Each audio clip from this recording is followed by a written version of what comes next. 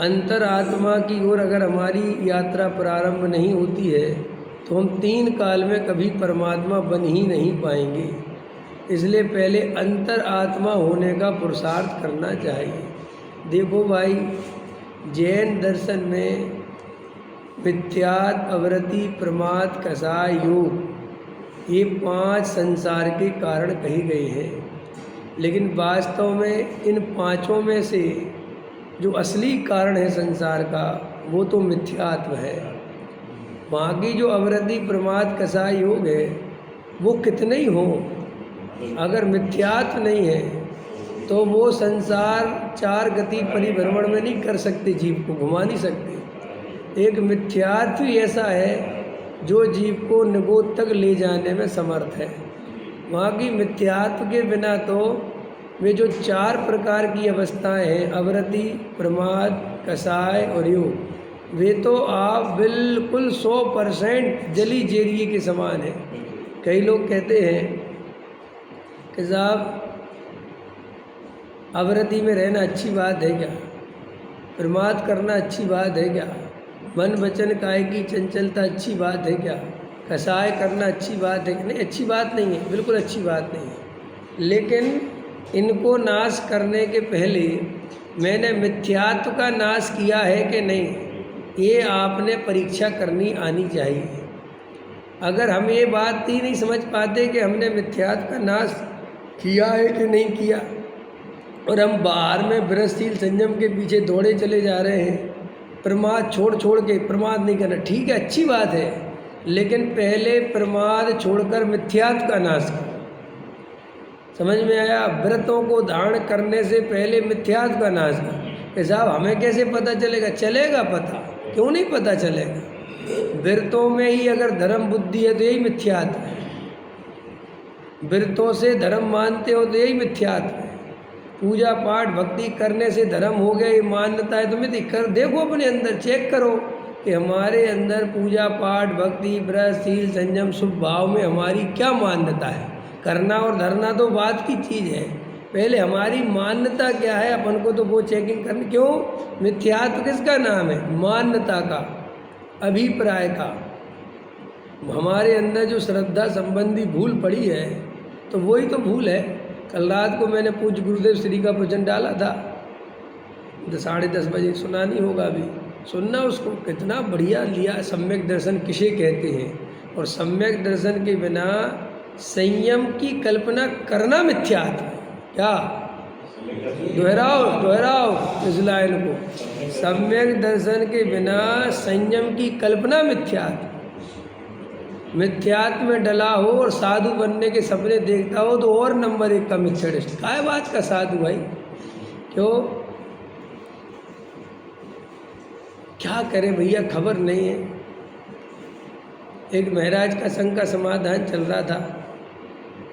बोले सच्चे साधु का लक्षण क्या है, सच्चे साधु का लक्षण क्या है? तो वो बता रहे थे, दिगंबर परंपरा में तो जो 28 मूल गुण का पालन करे, समझ में आया, वो सच्चा साधु। लेकिन ये अधूरी बात है, ये पूरी बात नहीं। ये साधु का सच्चा लक्षण नहीं हो सकता। ये तो केवल बाहरी क्रियाकांड की बात हुई, ये तो केवल और केवल क्रिया की बात हुई।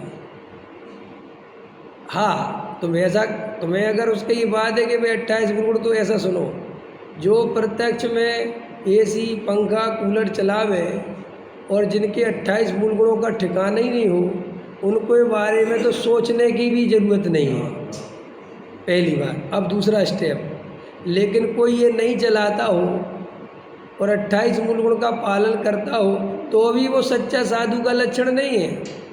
सच्चे साधु का लक्षण उसके अंतरंग से शुरू होता है और बहिरंग पे आके वो पूरा होगा। समझ में आया कि साहब क्या है? सबसे पहली बात, साधु को वीतरागी होना चाहिए। अगर साधु के अंदर राग देश कसाई की नदियां बहती हैं और वो राग देश करता है, समाज से राग देश करता है, नहीं समझे आया, मान आदि के पोषण में लगा रहता है, भले ही 28 गुण पालता हो, मुझे उससे कोई मतलब नहीं, वो तो हम दूसरे नंबर पर देखेंगे ना। नहीं समझ में आया? ये ऐसी बात है, इंटरव्यू कब होता है आपका? जब आप एंट्रेंस एग्ज़ाम में पास हो गए हो। जब आप एंट्रेंस में ही फेल हो गए, पता कोई कहे कि साहब एंट्रेंस में हो गए, उससे क्या फ़र्क पड़ता है, हम इंटरव्यू बहुत बढ़िया देंगे, वो लेगा इंटरव्यू। आप समझ रहे मैं क्या कह रहा हूँ? ऐसे ही कोई कहे कि साहब हमारे राग देश को तो छोड़ो तुम, वे तो हमें हो जाते हैं, लेकिन हमारी क्रिया में कहीं गलती बताओ आप। हमने आज तक पंखा नहीं चलाया चाहे कितनी गर्मी हो, इससे तुम सच्चे साधु नहीं हो जाते। पंखा नहीं चलाने से तुम सच्चे साधु नहीं हो जाते, और पंखा चलाने से तुम झूठे साधु तो हो ही, ये बात तो पक्की है, लेकिन नहीं चलाने से सच्चे साधु नहीं हो जाते। साहब का क्या मतलब? अरे भाई, ये तो क्रिया कांड के वशीभूत होकर और मान आदिक के वशीभूत होकर अगर मैंने पंखा चलाया तो मुझे कौन साधु मानेगा, या मेरी तपस्या भंग हो जाएगी। तो ऐसे तो जगत में जंगलों में गड्ढे कर रखे हैं लोगों ने।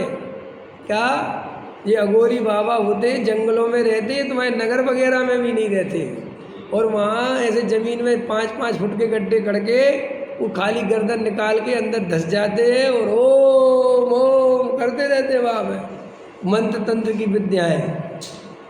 तो क्या वे तपस्वी हो गए क्या? वे तो क्रिया में तो तुमसे भी आगे।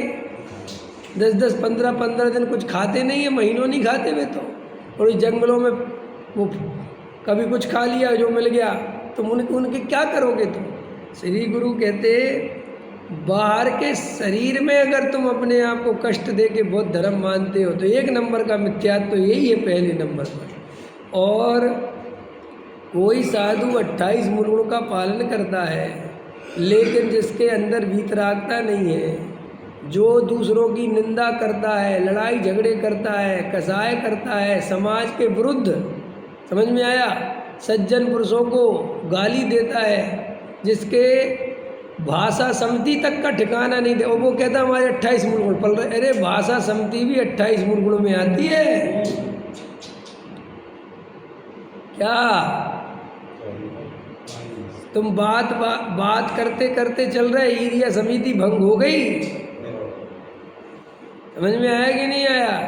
और किसी पे आरोप लगा रहे, क्रोध कर रहे, मैं मिटा के रख दूंगा उनको। ए भैया, ये साधु का लक्षण कैसे सही हो गया कि नहीं साहब वे कितने हो में महाराज, कितनी गर्मी लग रही हो, पंखा नहीं चला दे रहे, ये तो बहुत बहुत बात की बात है रे भाई। आया समझ में कि नहीं समझ में आया? लेकिन ये सारा जगत ना तो क्रियाकांड का सच्चा ज्ञान है और ना परिणामों का ज्ञान है, तो अभिप्राय का क्या खाक ज्ञान होगा? जब स्थूल ही चीज़ें नहीं पता लोगों को। अभी लोगों से पूछो भाषा समिति क्या होती है, वे कहते जी क्या चीज़ है भाई और वे महाराज के दीवाने हैं और उनको भाषा समिति नहीं पता कि ये क्या होती है। और महाराज के लिए वो रात और दिन झंडा ऊंचा रहे हमारा लेके चल रहे हैं और मर जाएंगे हैं, जब तक सूरज चांद रहेगा, और लात मिटा देंगे अपने आप को। उनसे पूछे धराओ धराओ, एक बात बताओ, ये वीतरागता क्या होती है? ये क्या चीज़ है? अच्छा, ये दिगंबर मुनिराज का क्या स्वरूप होता है? इतना बढ़िया होता है, इतने बढ़िया है हमारा मुनिराज, ऐसी बातें करता है, उसे कुछ पता ही नहीं। और वो हमसे कहता है कि तुम क्या जानो साधु क्या होता है। अरे हम ये कह रहे हैं हम साधु क्या जाने, हम ही जानते हैं साधु क्या होता है। और जिस दिन तुम शास्त्र पढ़ लोगे, स्वाध्याय कर लोगे, उस दिन तुम्हें भी पता चल जाएगा कि साधु क्या होता है। नहीं समझ में आया? अरे भाई, एक प्रश्न और चलता है, पंचम काल के अंत तक साधु रहेंगे तो रहेंगे ना साधु, इसमें हमें क्या दिक्कत है? कौन कहता है साधु नहीं रहेंगे पंचम काल में? कौन से आदमी ने कहा कि पंचम, और जिसने कहा हमें तो उसकी पता नहीं, या तो उसका ज्ञान होगा। भाई पंचम काल में साधु रहेंगे, भरत क्षेत्र में रहेंगे, लेकिन भरत क्षेत्र भारत अकेले का नाम नहीं है। जहाँ तुम रहते हो इतना अकेला भरत क्षेत्र नहीं है, बहुत बड़ा है भरत क्षेत्र। ये तुम्हारा हिमालय से लेके सब कुछ, ये जितने पर्वत श्रृंखलाएं, ये सब भरत क्षेत्र में है। समझ में आया कि नहीं आया? तुम कहाँ का? और दूसरी बात, आज भी ऐसी बहुत सारी जगह है भैया रह रहे हैं कहीं। और दूसरी बात, अंत तक रहेंगे माने सदा काल रहेंगे, ये अर्थ नहीं है। बीच में होंगे, फिर कोई गैप आ जाएगा, फिर नहीं होंगे, फिर गैप आ जाएगा, फिर हो जाए। क्यों? 14वीं शताब्दी के बाद 18वीं शताब्दी तक कोई साधु थे ही नहीं। फिर कैसे तुम्हारा फिर पंचम काल के इतने काल में हट गया था क्या? बोलो ये तो सब इतिहास है ना भाई। पहले प्रथम वो मुनिराज बने ना बाद में, महाराष्ट्र के शांति सागर जी है प्रथम आचार्य, तो उनने ली थी ना, उनको तो दीक्षा देने वाला भी कोई नहीं था, साधु ही नहीं था, परंपरा। तो फिर अब वो जो 400 वर्ष मुगलों के काल में साधु नहीं थे, तब कहाँ क्या था? फिर पंचम काल में कैसे वो घटना घट गई? क्योंकि आप तो कहते रहेंगे, अरे रहेंगे का अर्थ है किसी भी क्षेत्र में कभी रहेंगे कभी नहीं रहेंगे, लेकिन अंत तक ये जिन धर्म चलता रहेगा। जैसे देखो गुरुदेव श्री के समय पे प्रभावना की क्या स्थिति थी, आत्मा की चर्चा की क्या स्थिति थी, लोग आत्मा का स्वरूप ही नहीं समझते थे। थोड़ा बहुत कदाचित महाभाग से टोडामल जी साहब जैसे महाविद्वान और बीच बीच में होते रहे, कुछ उनकी वो पाठशालाएं, उनकी धर्मशालाएं, उनके वो प्रवचन चलते रहे, तो वो जुगनू की तरह चलता रहा।